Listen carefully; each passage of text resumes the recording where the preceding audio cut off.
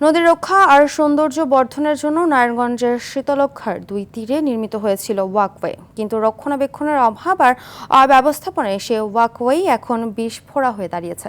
Railing ভেঙে যাওয়া আর নদীর তীরে ময়লার স্তূপের কারণে মুখ ফিরিয়ে নিচ্ছেন দর্শনার্থীরা। নারায়ণগঞ্জ থেকে আনোয়ার হাসানের পাঠানো তথ্যচিত্র আরও জানাচ্ছেন Leon Azad. Lily ultrasoft serum gel, যা গভীর থেকে স্কিনে দেয় 3 গুণ সিরাম হাইড্রেশন। সিরাম জেল হাইড্রেশনে ব্রাইট থাকো সব সিজনে।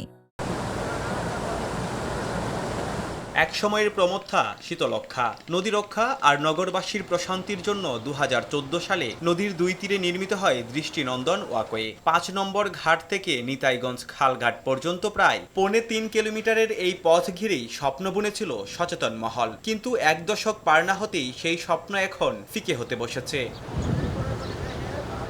নিয়ম ভেঙে রেলিংয়ের সাথে বাঁধা হচ্ছে বড় বড় জাহাজের রশি, ফলে বিভিন্ন স্থানে ভেঙে পড়েছে রেলিং। দুর্গতি কেবল ভাঙা রেলিংয়ে সীমাবদ্ধ নয়, ওয়াকওয়ে ঘেঁষেই নদীর তীরে ফেলা হচ্ছে কলকারখানা সহ গৃহস্থালির বর্জ্য।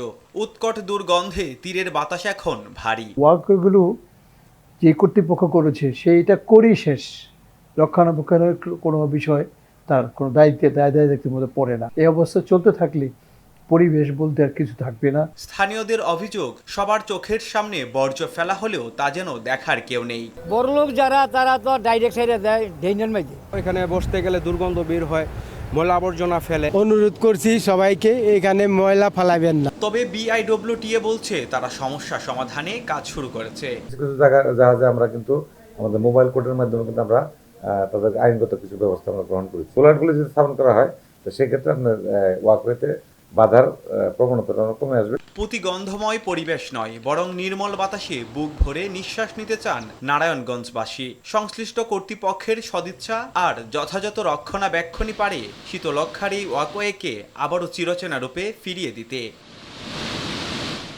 Leone Azad, RTV।